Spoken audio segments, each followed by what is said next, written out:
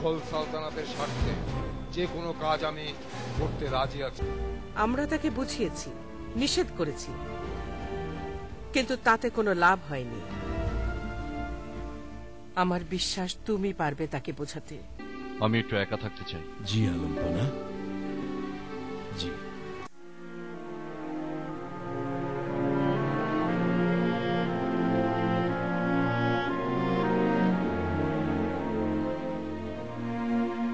ঠিক আছে, আমি তোমাকে ক্ষমা করলাম।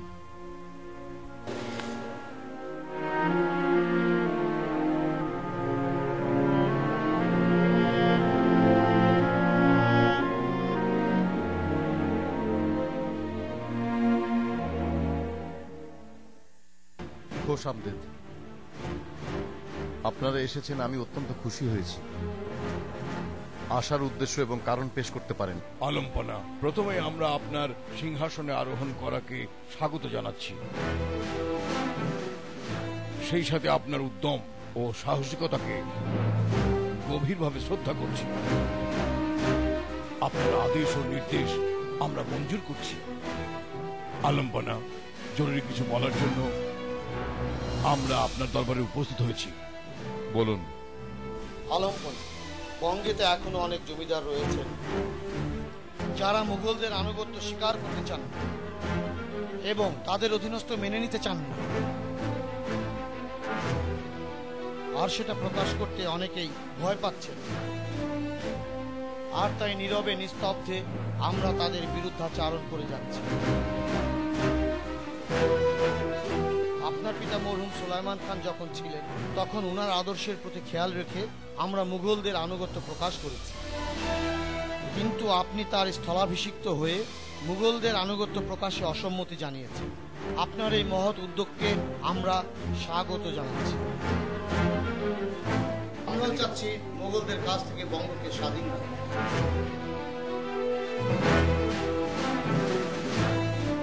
আলম্পনা, আমরা আমাদের সব রকম শক্তি প্রয়োগ করে মুঘলদের প্রতিরোধ করতে চাই। শুক্রিয়া, আমি আপনাদের কথা বুঝতে পেরেছি। ইনশাআল্লাহ জয় আমাদের হবেই।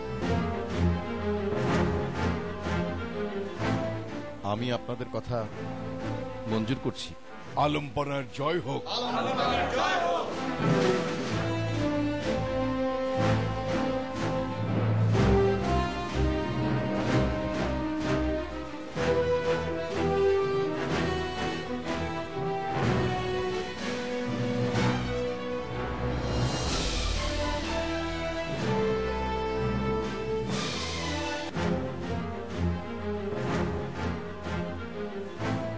দাউদ মোগলদের বিরুদ্ধে মোকাবেলা করার জন্য অনেক পথ পেরিয়ে গেছে, আর সে পথে আমি আপনাকে আশা করছি। তাই আপনি আজ দেরিয়াগড় চলে যান, সেখানে গিয়ে কিছু বিশ্রাম। ওয়ালাইকুম আসসালাম।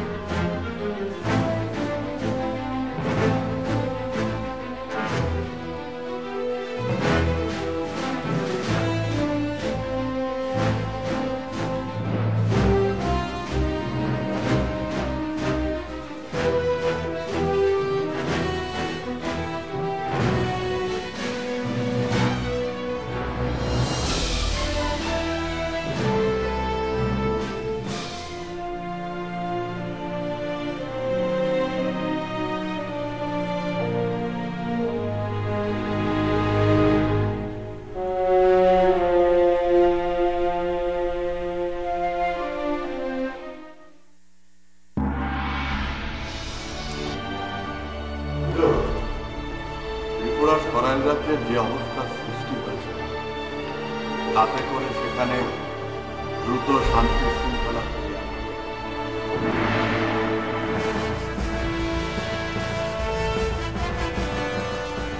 তাই বলছিলাম, প্রজাদের সুখ শান্তির কথা চিন্তা করে তাদের এবারকার খাজনা যদি আপনি মকুব করে দিতেন, তাহলে তারা কিছুটা হলেও স্বস্তি পেত। অভাব অনটনের মধ্যে তাদের আর ডুবে থাকত।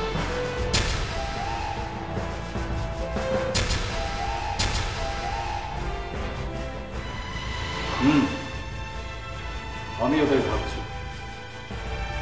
প্রজাদের মনে যে অশান্তি ভাব বিরাজ করছে তা থেকে তাদের দ্রুত পোষণ তাদের সবার মনে স্বস্তির ভাব ফিরিয়ে আনতে।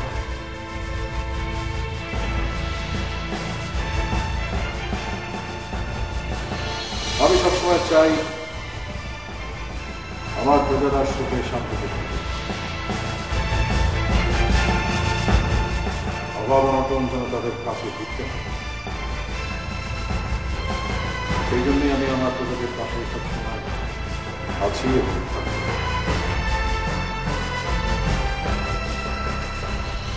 আপনারা সবাই জানেন আমি প্রাণপণে চাই আমার প্রজারা যেন কষ্ট না পায় সেটুকু। উপস্থিত সভা সন্তানের সম্মুখে আমি ঘোষণা করতে চাই আগামী 3 বছরের জন্য প্রজাদের খাজনা সম্পূর্ণ মওকুফ করা হবে। মসনদে আলা ঈশা খা, মসনদে আলা ঈশা খা, মসনদে আলা ঈশা খা।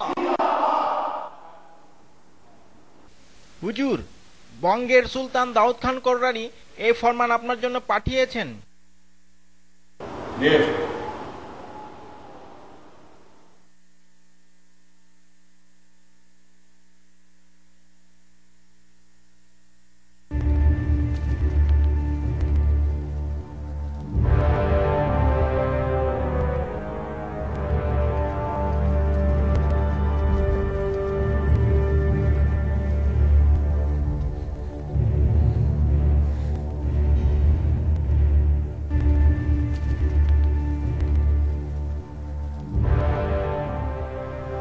কোনো সমস্যা? সুলাইমান খান কররানীর কনিষ্ঠ পুত্র দাউদ খান কররানী বঙ্গের সিংহাসনে আরোহণ করেছে এবং সিংহাসনে আরোহণ করার পরপরই তিনি সম্রাট আকবরের নামাঙ্কিত মুদ্রা এবং খুতবা পাঠ বাতিল করে দিয়েছেন। সেই সাথে নিজের নামাঙ্কিত মুদ্রা এবং খুতবা পাঠ জারি করার আইন ঘোষণা করেছে। তাই নাকি? হ্যাঁ, এখন তিনি আমার মতামত জানতে চাইছেন। আমি তার জারিকৃত মুদ্রা এবং খুতবা পাঠ গ্রহণ করছি কি না।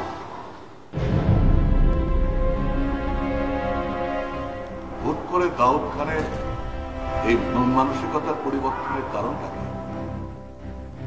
কারণ একটা, স্বাধীনতা।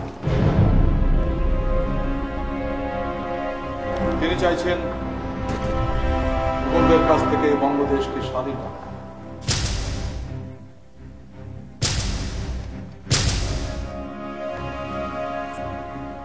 আমরা যেমন নিজেদের স্বাধীন অস্তিত্ব টিকিয়ে রাখার জন্য অবিরাম মুঘলদের বিরুদ্ধে করে আসছি, যে কোনো উপায়ে নিজেদের স্বাধীন অস্তিত্ব টিকিয়ে রাখতে চাইছে, তেমনি দাউদ খান কররানীও ঠিক তাই চাইছে। তার এই সাহসী মনোভাবকে আমি স্বাগত জানাচ্ছি। আপনি ঠিকই বলেছেন ঈশা খাঁ। আসলে সুলতান দাউদ খান কররানীর তারিফ না করে পারছি না।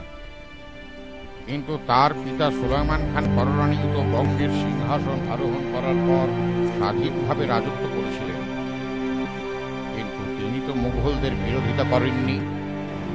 হ্যাঁ, সুলাইমান খান যখন শাসন ক্ষমতা গ্রহণ করেন তখন পরিবেশ পরিস্থিতি ছিল তার অনুকূল। তাই মুঘলদের সঙ্গে মৈত্রী সম্পর্ক স্থাপন তার বৈদেশিক নীতির একটা বড় সাফল্য। সেই জন্য সম্রাট আকবর জীবিত অবস্থায় এই বঙ্গদেশের দিকে দৃষ্টি দেন। কিন্তু এখন বাংলা এবং বিহার মুঘলদের অধিকারে না থাকা সম্রাট আকবরের শাস্তি থাকবে না। দিল্লির দরবার এখন দগ্ধ। তবে দাউদ খানের এই আচরণ সম্রাট আকবরকে বঙ্গ আক্রমণ করার সুযোগ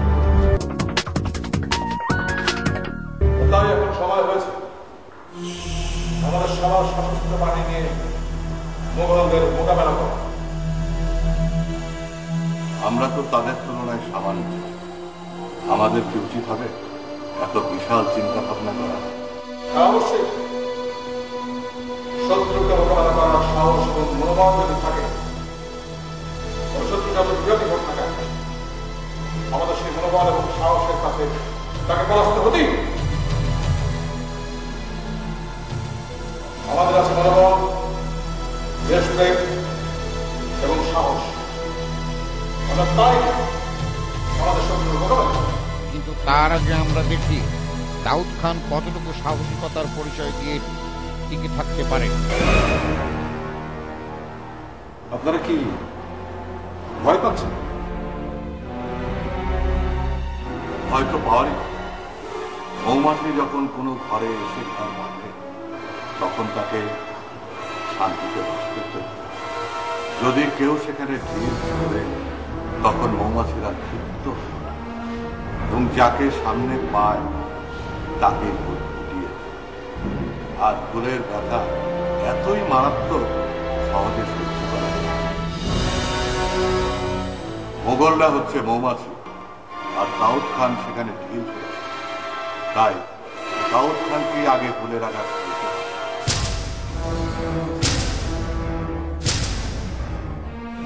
মোগলদের হাত থেকে দাউদ খান কখনোই নিজেকে টিকিয়ে রাখতে পারবে না এবং বঙ্গের কাউকে শান্তিতে থাকতে দিবে না।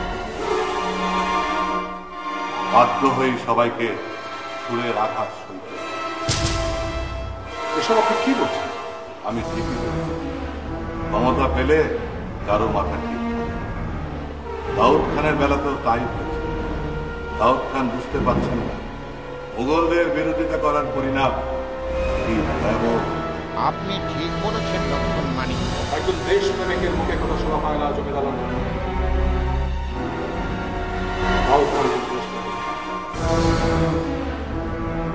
এবং মুঘলদের বিরুদ্ধে করে তিনি তো স্পষ্ট প্রমাণ দিয়েছেন।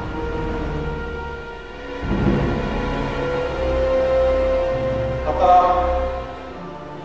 তাদেরকে অস্থির হবেন না, বরং আমাদের উচিত এই মুহূর্তে দাউদ খানের দিকে সহযোগিতার হাত প্রসার করা। বলেছিলাম না যে কোনো সময় জমিদাররা দাউদ খানের সঙ্গে হাত মেলাতে পারে। এই কথাটি আমি আপনাকে বারবার বলেছি। আপনি তাদের কোনো ভ্রুক্ষেপই করেন, এখন তাই করে যে কোনো সময় ওদের সঙ্গে মোকাবেলা করতে পারে।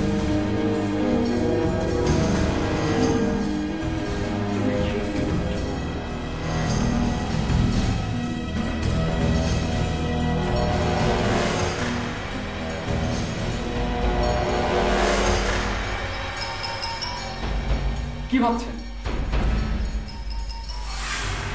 ভাবছি জমিদাররা যখন দাউদ খানের কাছে এসে পৌঁছেছে তখন আর চুপ করে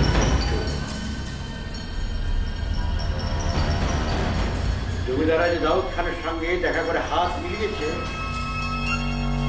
এই খবরটা সুবেদার বাহাউদ্দিনের কাছে অবশ্যই বুঝতে হবে। আপনার কি ধারণা সুবেদারের সাথে আতাত করে আপনার উদ্দেশ্য হাসিল করতে পারবেন? হ্যাঁ পারব, কারণ মুঘলদের সাহায্য ছাড়া আমি কিছুই করতে পারবো না। জমিদাররা যেমন দাউদ খান সঙ্গে হাত মিলিয়ে শক্তি বাড়াচ্ছে, তেমনি মুঘলদের সাথে এক হয়ে আমাকেও শক্তি বাড়াতে হবে। আপনার কি ধারণা বঙ্গের সব জমিদাররা দাউদ খানের পক্ষ অবলম্বন করবে? হ্যাঁ, করাটাই স্বাভাবিক, কারণ বঙ্গ স্বাধীন করতে সব জমিদাররা একতাবদ্ধ হচ্ছে। তার তারা সবসময় চেয়ে আসছে বঙ্গকে আলাদা করতে। এখন তাদের সুযোগ এসেছে, এই সুযোগটি এখন তারা কাজে লাগাবে।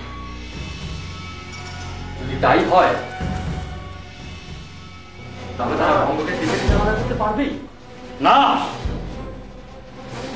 ঘরে শত্রু রেখে সে ঘরে শান্তিতে বসবাস করা যায় না, আর আমি তা করতে দেবো না। ওদের শান্তি আমি চিরতরে নষ্ট করে দেবো, নিশ্চিহ্ন করে দেবো করোনার বংশ।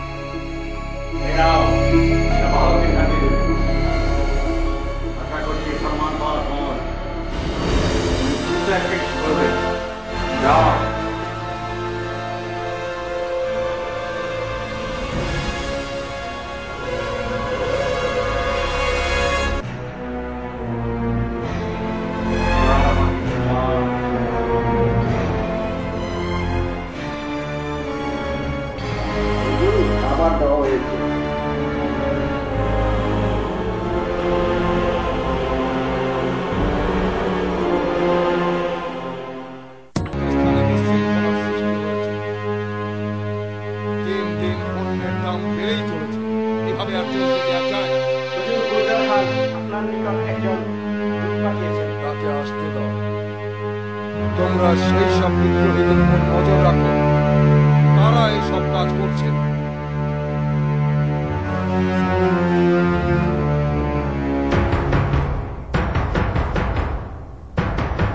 বসুন।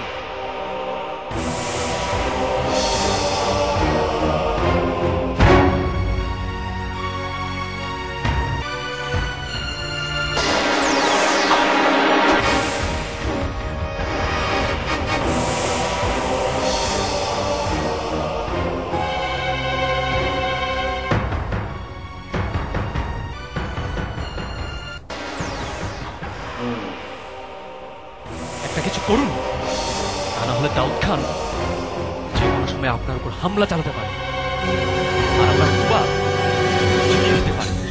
না, সে সুযোগ দাউদ খান নিতে পারবে না।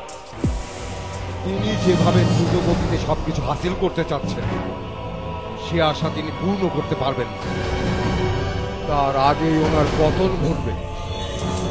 এ ব্যাপারে আমি শাহেনশাহর কাছে সাহায্য চেয়ে দূত পাঠিয়েছি।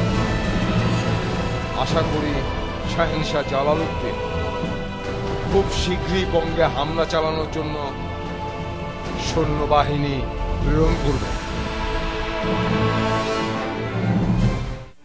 বঙ্গে যেসব জমিদাররা রয়েছেন তারা সব দিক দিয়ে শক্তিশালী, বিশেষ করে লোদি খান।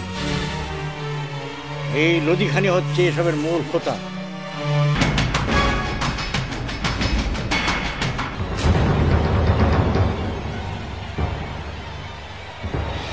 যে কোনো সময় সবকিছু ফাঁস হতে পারে, আর ফাঁস হওয়ার আগেই আমাদের পরিকল্পনা বাস্তবায়ন করতে হবে।